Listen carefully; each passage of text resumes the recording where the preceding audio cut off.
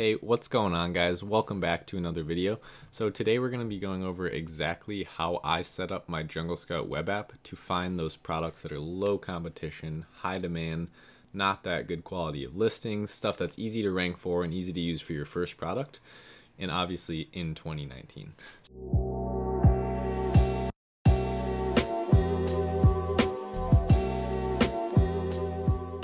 So Amazon FBA has been evolving over the course of the last couple years, and what used to work doesn't really work anymore, but Amazon FBA still works very much. That's the misconception. It's not that Amazon FBA doesn't work. You just have to evolve and be creative. Like with any business model, those who don't evolve will die.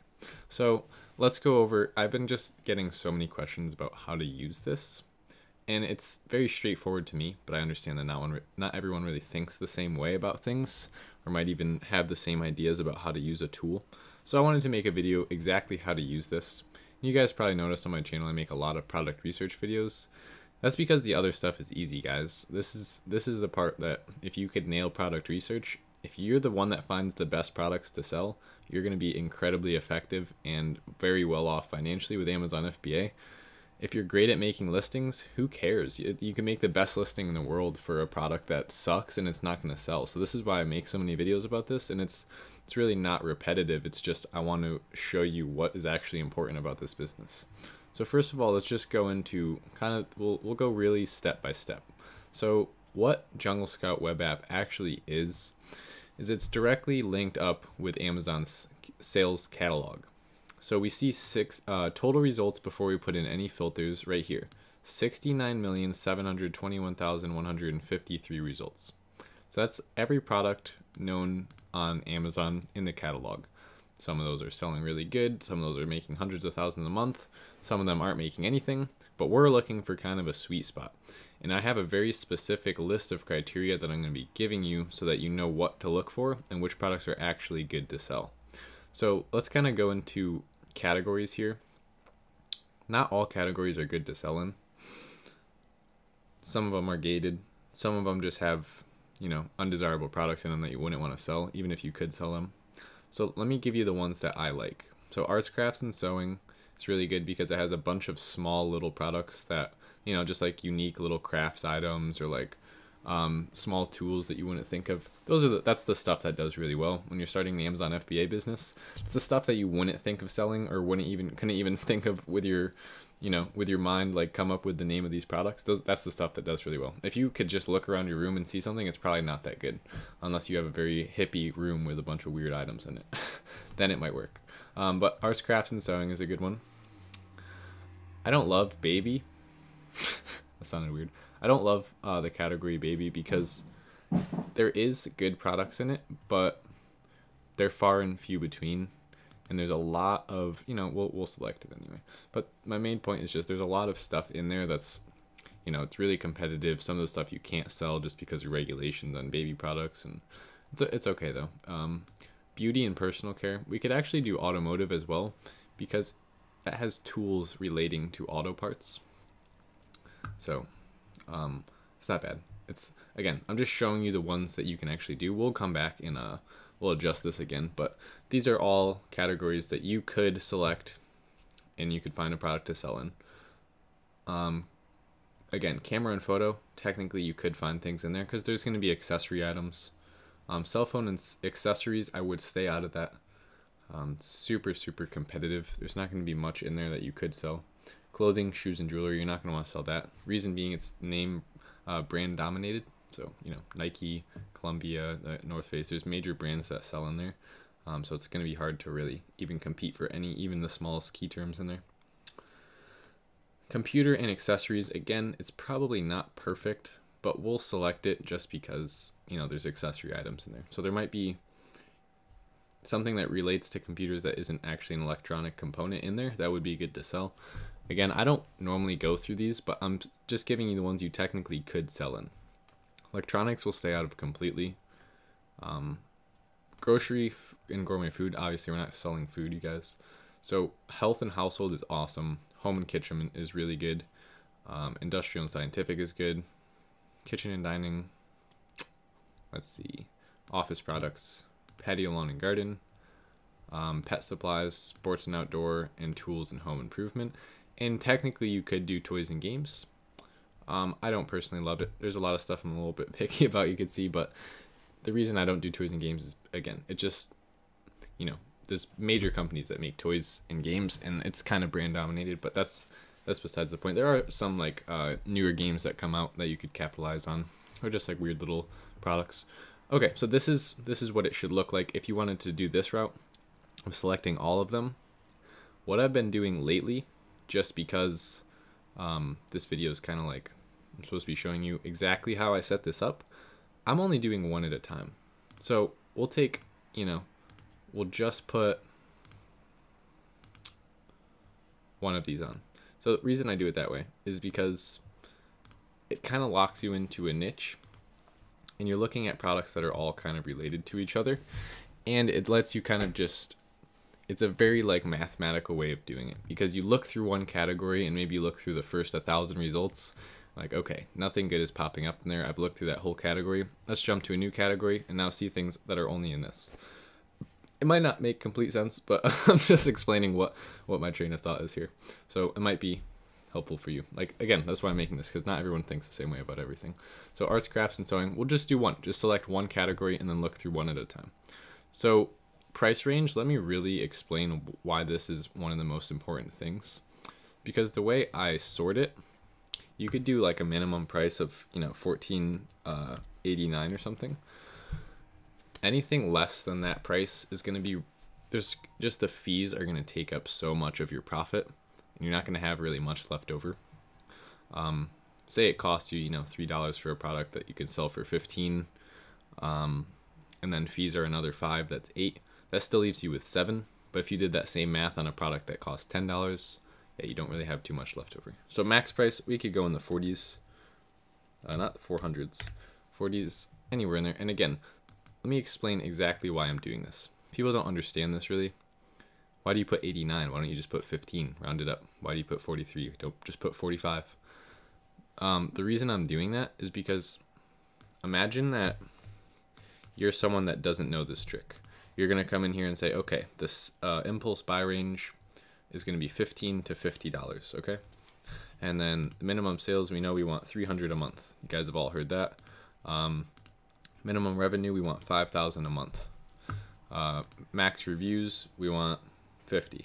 Okay, so if you do this and everyone does this, the person that does this isn't seeing the product that's $14.99 that is 1 cent less than that, that's seeing that, and they're not seeing the product that's, you know, 51, whatever the total price is, a little bit more than that. If you put 300, you're not seeing the product that's selling 285 a month. So you just always use random numbers like that. That's fine.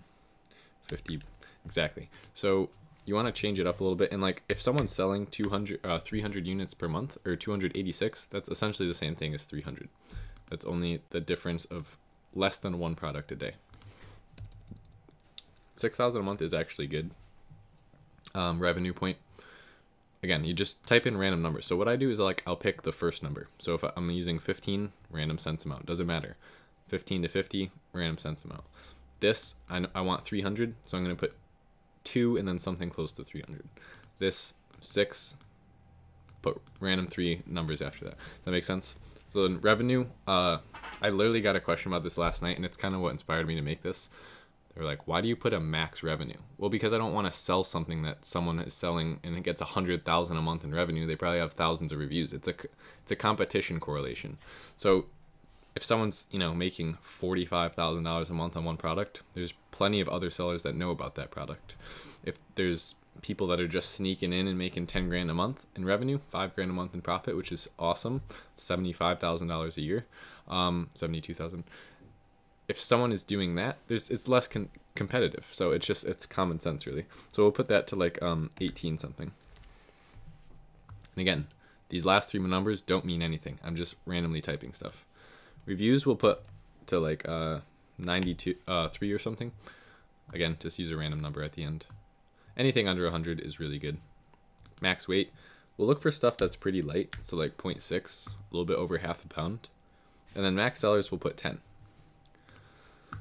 So now let me just explain why we're doing this. So we picked one category, and out of the ones that I gave you in the beginning, you could pick any one of those.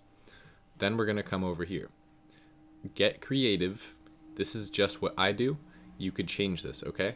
If you really want to hone in on a price and you know you can't afford to launch something that's over $30, come in here and set that to $28. Because if something costs $50 selling price, like retail price, it's going to be a little bit more expensive to source that product most likely. So if you know you have $1,000 to start, I would recommend doing even 12 or 11 here to $30. So use common sense. It's really your best friend, and move this around in ordinance with that. So max sales, again, if someone's selling too much, if someone's selling 10,000 units a month, you don't want that. So I actually do put a cap on the max sales, and I generally set this to, a little bit over 3,000, because if someone is selling 100 units a day and we only have 300 units to get started with, there's no way we can compete with that. So I don't want to see anyone selling even more than like 2,000 a month. This looks good. That looks good. Reviews are perfect. Okay, so everything looks good here. Now we're going to search, and I'm going to show you exactly why I would stop on something and what kind of stuff I would go over. So we actually just saw this in my last video, so I'm not going to click on that. I do think that's a really good product though. This is more just about Jungle Scout and how to use it correctly so you can find effective things. So if you guys don't have Jungle Scout yet, I recommend getting it. It's literally the first step you have to take to starting Amazon FBA. I would say even more so than before starting your, even your account, because you need to find a product to sell. And if you don't have a product, well, look at that, 2018 subs. Yeah, we broke 2,000 subs today. It's awesome. If you don't have a product to sell, then you're not doing anything on Amazon. So if you come into the description, you don't have to leave this video. It'll be in this video's description as well. It's the first link in the description, Jungle Scout right there.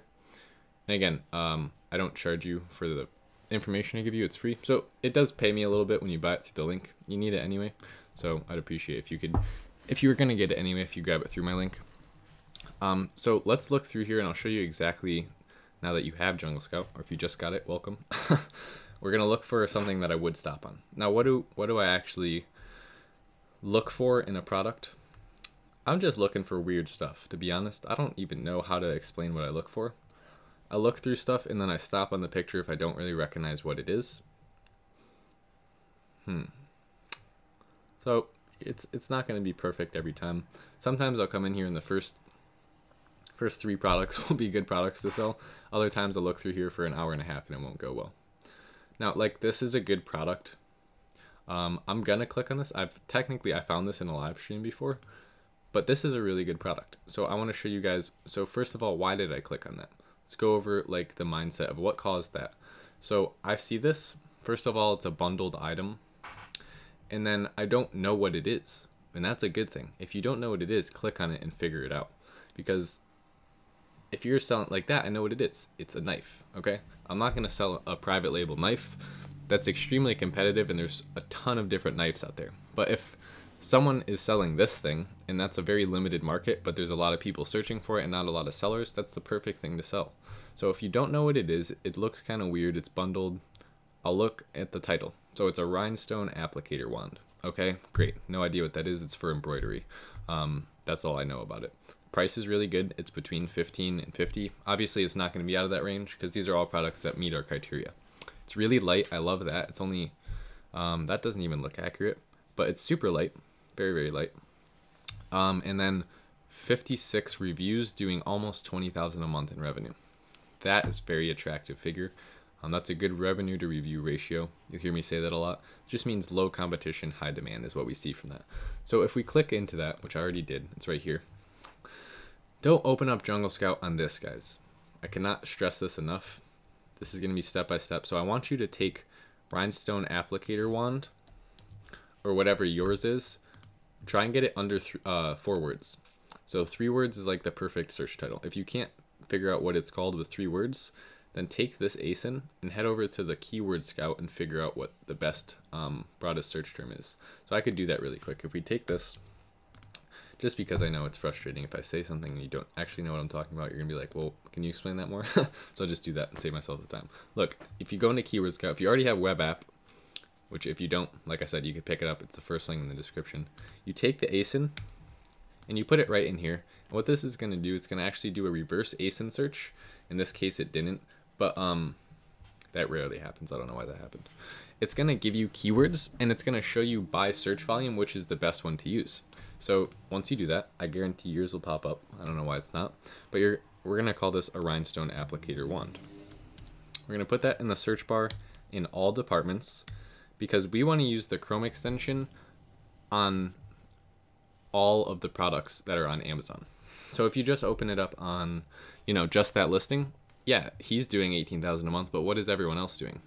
So we want to see. So we're going to search the broadest key term in all departments, and then this is where you pull up Jungle Scout on the search results.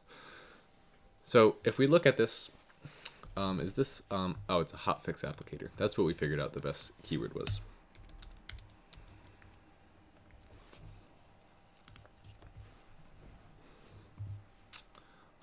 Okay, now this is where you pull up Jungle Scout. Just making sure I have the right keyword in there. Yeah, this looks a lot better. So that shows you the importance of using the correct keyword, because before it looked like there was like almost no money in there, but you change the keyword slightly and then pull up Jungle Scout, and it shows you totally different results. So you really want to figure out what is the best name for this product and what are the customers actually searching. So now here's the criteria. Okay, I've said this so many times, but it's because it's important and it's true and it's what you need to follow. 7 out of 12 of the listings need to have 75 or less reviews. So we could just see without even counting. Yes, it looks like 11 out of 12 have this, so that's great. We only want 7 out of 12 or more. That's awesome. Revenue. There's not really anything for this. I just want to see that everyone on the first, you know, what I can see is making thousands of dollars. That is true. I don't like to see a ton of people making more than 20,000, however, because that's going to show that it's too competitive, most likely, especially if the monthly sales are too high. And then we come over here, 7 out of 12 listings should have over 300. I say 300, but this looks good to me. So don't be too hard on yourself with the results. If the majority of the first 7 listings have hundreds of sales, then that's good. It just shows that the sales are spread out, you know, kind of evenly. Like there's one person doing better. There's always going to be one person that's dominating. Your goal is to become that person. So you want to be the guy that's doubling the sales of everyone else. And there's probably a reason for that. So his listing, he actually owns this listing too. So collectively, he's actually doing 23,000 a month, almost $24,000 a month in revenue from one product. He's doing pretty good. And then we come down here, they're doing really good. So what I'm noticing is that it's all kind of the same bundle, you know? So this product isn't just, it's almost like doing the reverse of bundling would be good in this way, because everyone's selling this crappy, you know, what I'm guessing is a crappy hotfix applicator and all this other stuff to try and raise the value of that. I already know it's really cheap because I looked at this product in Alibaba, like I said on the live stream we did the other day, and it's like $3 for that. So what if you made the wand, but just made a really good wand? So what if you got like a $5 just for the wand cost, and it's black? All these are like really colorful, and you could tell they're all the same exact applicator, which is not good. So say you put your logo on one of the wands and make it like a premium hotfix applicator. That might be the differentiation, because if everyone's doing the same thing, differentiating is just doing something other than what everyone's doing, right? Look at the vast majority and do the opposite. That's essentially how you win on Amazon. Or I'm sure you've heard that in other areas of life too. So yeah, this is a good product. Like I said, go ahead, have this product. I'm sure you can make a lot of money with this. This guy sure is. He doesn't even have 60 reviews. He's making 17,000 a month in revenue. So that's probably, you know, $8 grand in profit. Nothing to complain about there. Might be even a little bit more if his margin's over 50%. But the reason that I found this product was because of this. I set my criteria to a very specific thing, and I get creative with it every single time.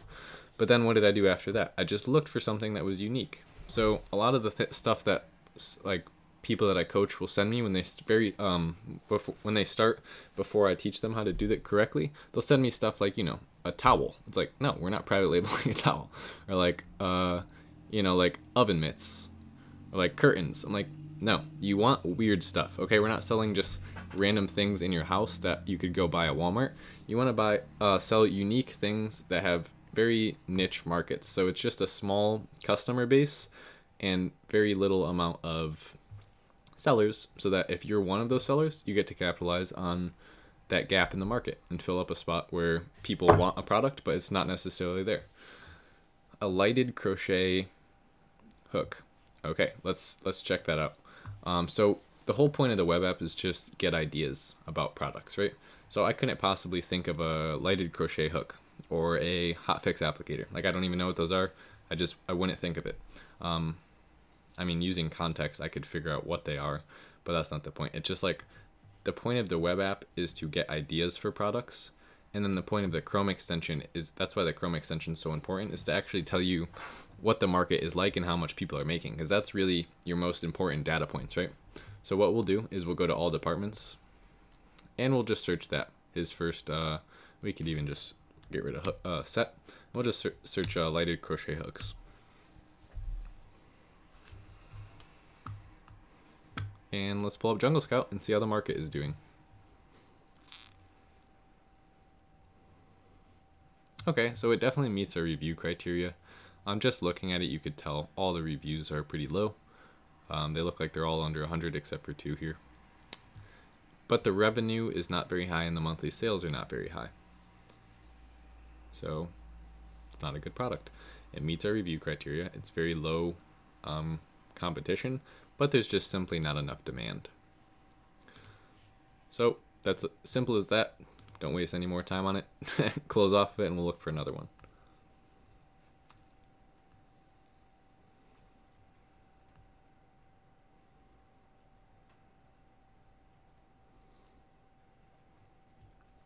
And you could kind of just use, again, common sense to tell if a product is going to be good to sell based off of the title.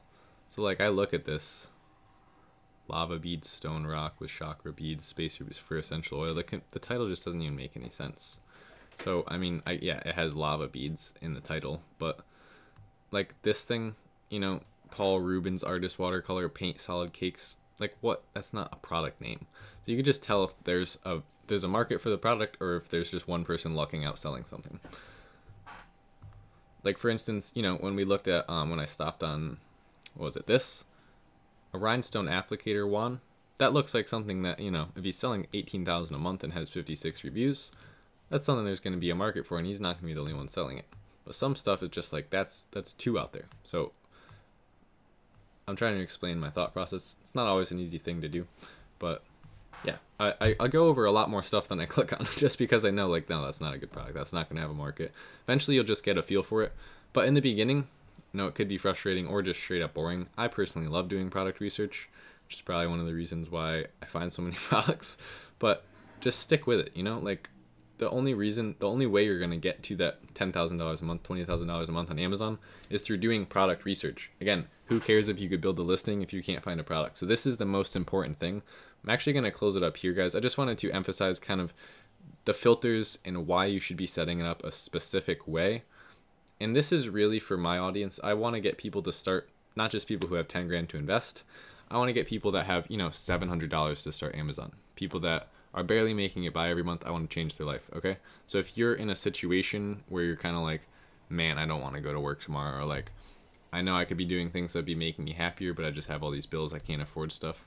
This is your way. So you could either do online arbitrage or retail arbitrage to build up $1,000 or so to start this. I think you could get away with starting this with about $1,000 is the best starting point. But if you don't want to do retail arbitrage or online arbitrage, that's cool too. You could also, I used my tax return to start. You could set aside $100 a week for 8 weeks and use that to start at just working your normal job. So the big thing is just getting in the mindset of I'm going to do this and nothing's going to stop me, and finding a product and putting in the time to find a good product that's actually going to sell once you do launch it. So guys, thank you for watching the video. If you've stuck around this long, you're awesome. You're a true subscriber. If you haven't subscribed to it already, please do so. I have a lot of stuff that I'm working on at the time, so I can't wait to announce to you what's going on. I've already had some people make some guesses, but stick around, subscribe. We got lots of tons of new material coming to the channel, and it's really just about you guys. So if you haven't already, join the Facebook group. We're like almost at 500 people in here already. It was just at like 200 the other day, so it's clearly I'm doing something right when I'm talking about it in the videos. So just got to get the word out, right? So join this group. It's completely free to get into. There's no like you have to buy this to get in. Nope, just come join. We're just building a community of people that, you know, are selling, want to get started selling, have been selling for a while. People that talk about Amazon FBA, give tips, ask questions. So it's just a transparent place where you could come to, you know, ask questions, get answers from not only me and myself and I, but 20 other people. So yeah, that's a good place to go to figure out everything Amazon FBA related. I just got like 40 people that requested to join yesterday alone because I announced at the beginning of the video. So that's why I'm trying to remember to say it. But if you've stuck around through me blabbering this long, then thank you, and I'll see you guys in the next video.